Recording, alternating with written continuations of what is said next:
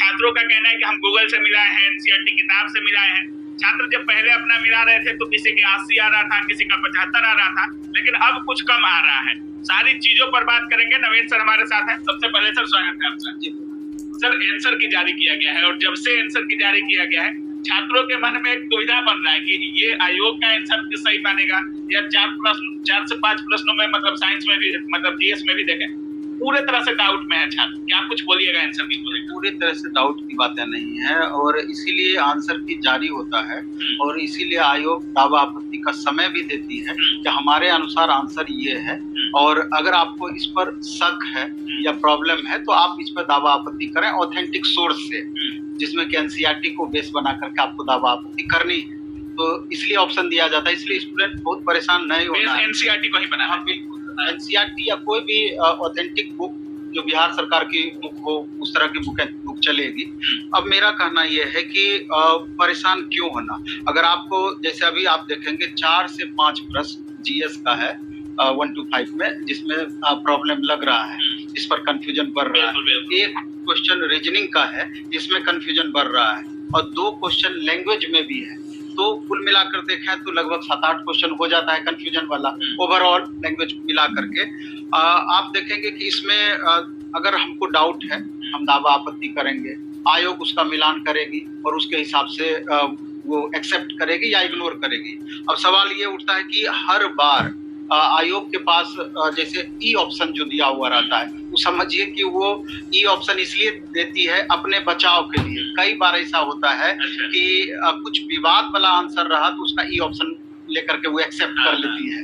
तो इस लेकर एक आध क्वेश्चन को इग्नोरेंस आप कर सकते हैं, एक आध क्वेश्चन का वैसा हो सकता है, वैसी संभावनाएं बन सकती है। लेकिन बाकी जो क्वेश्चंस हैं उसमें आपको दावा आपत्ति करना ही चाहिए। अगर ये सोच करके आप छोड़ देंगे कि दूसरा एक कैंडिडेट करेगा ही, तीसरा कैंडिडेट करेगा ही, मेरे ख्याल से ये उचित नहीं है। अगर एक जैसे सोच वाले स्टूडेंट मिल जाएंगे तो उसमें सबको लॉस होगा, पहली बात।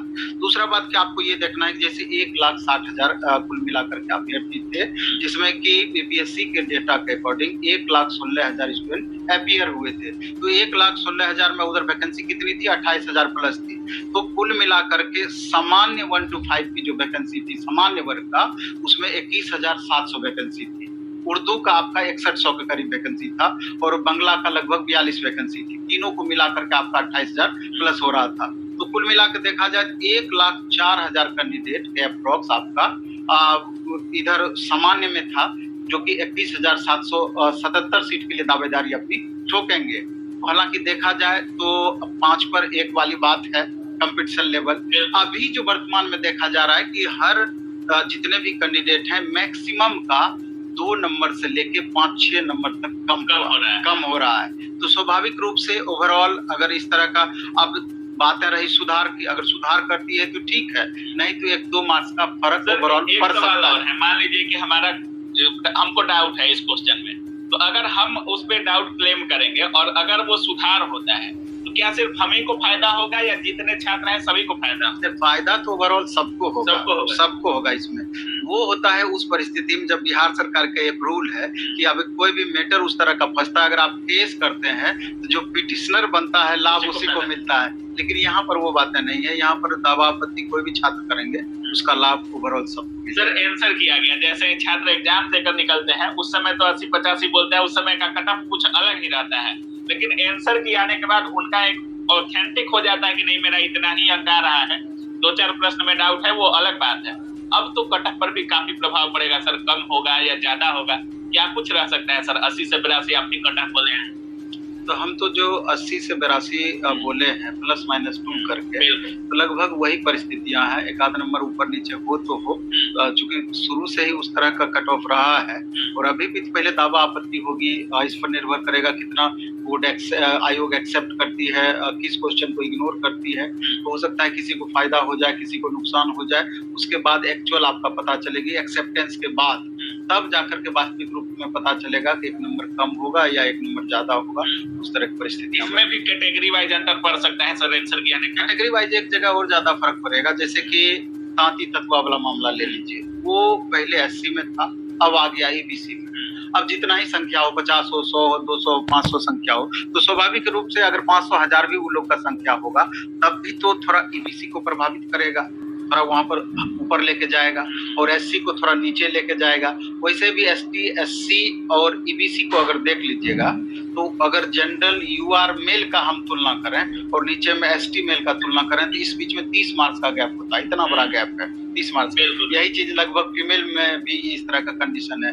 तो कैटेगरी वाइज जो बदलाव सब दिन से होता रहा है वो तो होगा ही होगा। सर, बाकी रिजल्ट को लेकर बहुत सारे छात्र कह रहे हैं कि मान लीजिए अभी 23 तारीख तक वो जमा करना है कास्ट वाला सर, तो लोग कह रहे हैं कि 23 सितंबर के बाद ही रिजल्ट आ सकता है। बहुत सारे लोग कह रहे हैं कि आंसर की देना चालू कर दिया तो रिजल्ट भी बहुत जल्द देखने को मिल सकता है। नहीं, रिजल्ट के बारे में तो आपको यूं मानिए कि सितंबर के लास्ट में ही संभावनाएं बन पड़ेगी, क्योंकि आयोग खुद इस बात को बोलती है कि 20 सितंबर 25 सितंबर के बाद ही हम रिजल्ट जारी करेंगे, तो उसके पहले तो रिजल्ट जारी नहीं करेगी। अभी तो स्टेप बाय स्टेप अभी 1 to 5 का आंसर की जारी की है, फिर 6 to 8 का जारी करेगी, 9, 10, 11, 12 वो सबका तो लंबा प्रोसेस। इसमें तो आपका सिमिलर था कि हाँ सब्जेक्ट कम था, सामान्य था, उर्दू था, बांग्ला था, लेकिन उधर तो बहुत सारे सब्जेक्ट हैं, इसलिए उधर टाइम लगेगा। उधर आंसर की आने में कितना टाइम लगेगा? 6 to 8, 9, 10 और 11 आंसर की 2 दिन 3 दिन गैप करके आपका लगातार आंसर की आते रहेंगे।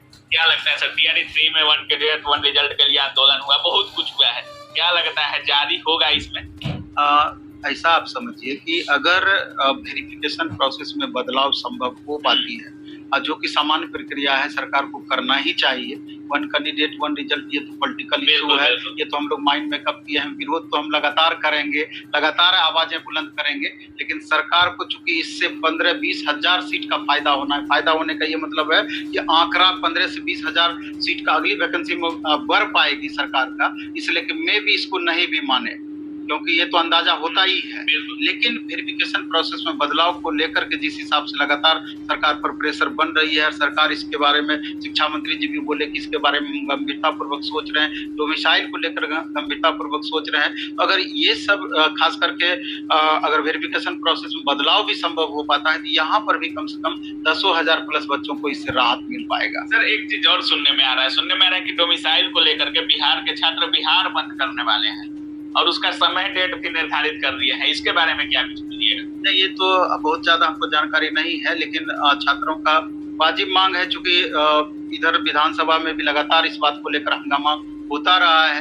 सरकार भी आश्वासन दी है कि जो भी संवैधानिक दायरे में रख करके विंडो सिस्टम में अगर में भी हम बदलाव कर पाए या कर सकते हैं, जो भी संभावनाएं बनेगी, ये आगे आने वाले दिनों में ही आपको पता चलेगा इसको लेकर के कितने प्रभावी तरीके से डोमिसाइल वाली बातें इम्प्लीमेंट हो पाती है। चलिए, बाकी टीआरई के जितने छात्र होंगे लास्ट में क्या कुछ बोलना चाहेंगे सर? टीआरई के छात्रों के लिए तो हम यही कहना चाहते हैं कि 1 to 5 हो या दूसरे सब्जेक्ट के बच्चे हों, तो आप अपना मेहनत कर लिए, अपना कर्म कर दिए। अब रिजल्ट जैसा भी होना होगा, बहुत ज्यादा समय नहीं है, आपको देखने को मिलेगा। अगर जो एक मोटा मोटी एवरेज कट ऑफ की बातें टीचरों के द्वारा बताई जा रही है, अलग अलग चैनलों पर बताई जा रही है, उस दायरे में अगर आप आ रहे हैं तो थोड़ा आप वेट एंड वॉच कर सकते हैं या दूसरे कंपटीशन में भी मैक्सिमम समय लगा सकते हैं। लेकिन अगर उससे डिस्टेंस आपका ज्यादा है तो बहुत ज्यादा वेट ना करते हुए आगे की तैयारी में सीरियसली आपको लगना चाहिए, क्योंकि इस टीआरई से बेहतर ऑप्शन दूसरे कंपटीशन में अभी आपको वर्तमान समय में नहीं मिलेगा। और वैकेंसी भी बहुत आ रही है। निश्चित रूप से 1,60,000 वैकेंसी मामूली नहीं होती है। अगर लाख भी वैकेंसी इधर सामान्य के लिए हो जाती है, उधर कंप्यूटर टीचर का है और हेड टीचर का, हेड मास्टर का है, तब भी बहुत वैकेंसी होती है। उसके लिए प्रयासरत छात्रों को रहनी चाहिए। अभी से टेस्ट प्रैक्टिस वगैरह स्टार्ट कर लेना चाहिए। तो दोस्तों, आप लोगों ने स्पष्ट रूप से सुना कि नवीन सर ने क्या कुछ बातें कही। स्पष्ट रूप से उनका कहना है टीआरई 3 एग्ज़ाम को लेकर कि जल्द से जल्द जो है इसका रिजल्ट घोषित होगा। देर होने का कारण बताया। डोमिसाइल पर खुलकर बोले, तमाम मुद्दों पर चर्चा किया। दोस्तों, वीडियो को शेयर कीजिए। इस वीडियो में इतने, धन्यवाद, जय हिंद।